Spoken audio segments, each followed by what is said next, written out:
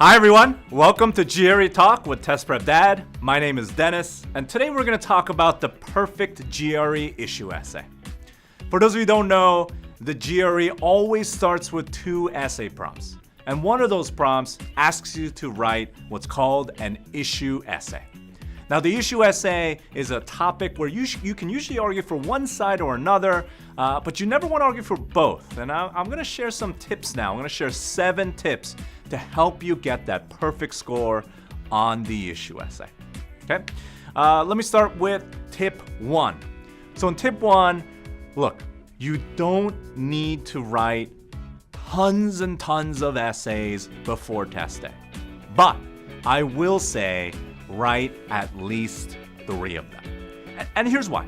The issue essay is a different kind of essay than what you're maybe used to dealing with when you were taking any kind of writing class in school.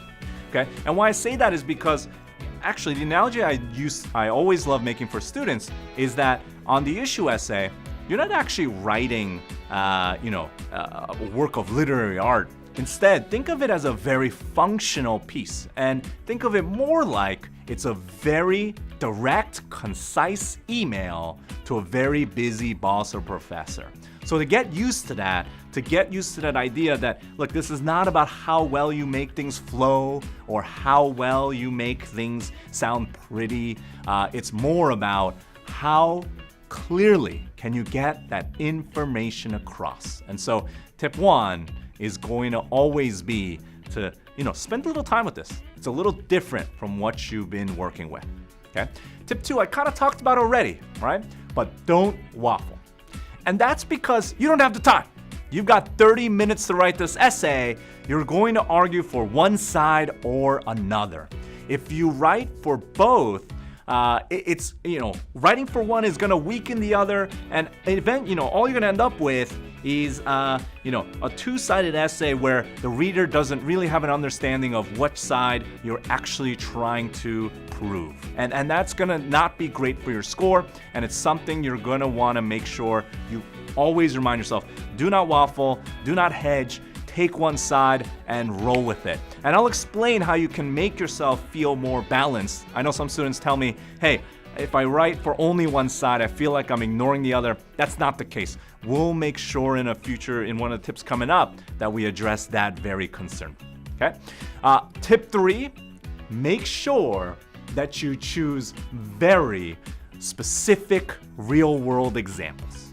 And why I say that is because there are a lot of students who will use the hypothetical, who will say, what if this, what if that?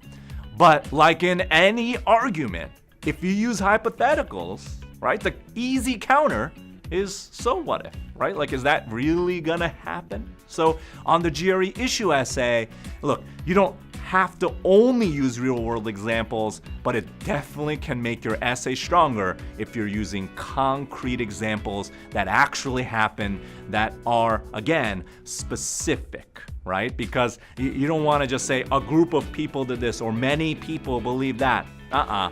Be super clear about what you're using as evidence to prove your point. All right? Tip 4.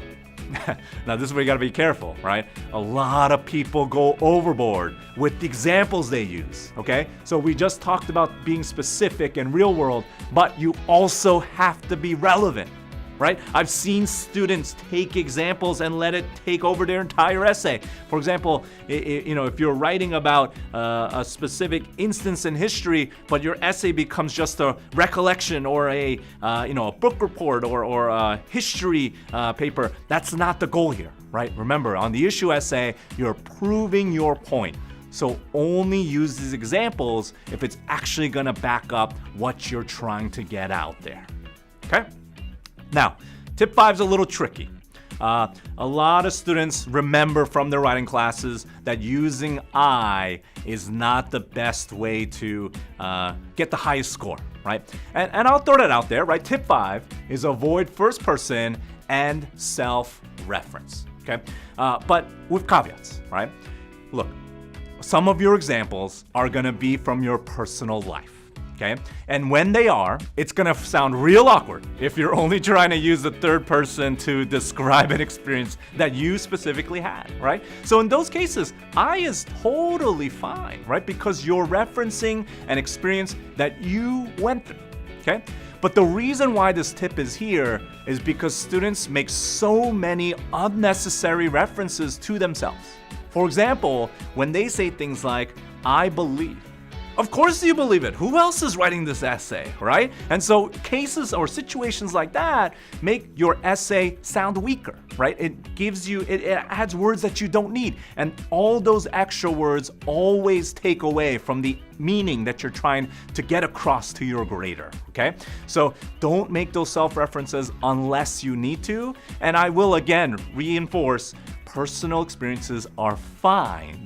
Right? They're fine, and they can be really strong because you have so many details about them. But again, going back to a previous tip, make sure they're specific, but also make sure they're relevant. Okay? Tip 6. This is like probably my favorite tip here, and it's funny because I just said probably, but make strong declarative statements. Be direct. Don't leave any room for miscommunication or misinterpretation. And a big part of that is because, remember, one of your graders is not human, right? And I'd like to think there's some, nice, incredibly intelligent puppy grading our essays, but that's not the case, right? You know the other grader is not a human, it's a computer. And when that, once you have that information, you've got to realize the only way you make sure the computer completely understands you. Because I'm sure we have times when we've either talked to our GPS or to Siri and we've had some miscommunications along the way. You can avoid that by being very, very declarative. Okay? Be super clear about what you are saying. And then finally, tip 7, the one you're waiting for. Remember I told you earlier when you were worried about only arguing for one side and you're like, I don't know if that makes me balance enough. I'll tell you this. The way you show your balance is by acknowledging the opposition. In other words, tip 7, refute your opposing view in your conclusion, right? There's gonna be a side that's against you.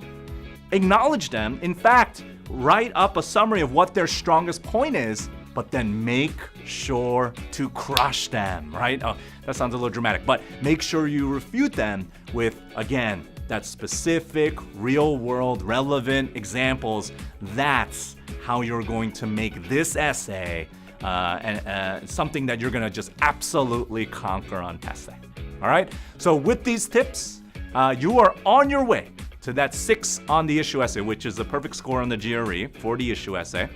You can find more resources at captest.com/GRE, and you can check out the links in this video's description. As usual, you can find me at TestPrepDad on Instagram and Twitter. Guys, I'll see you on the flip side. See you soon.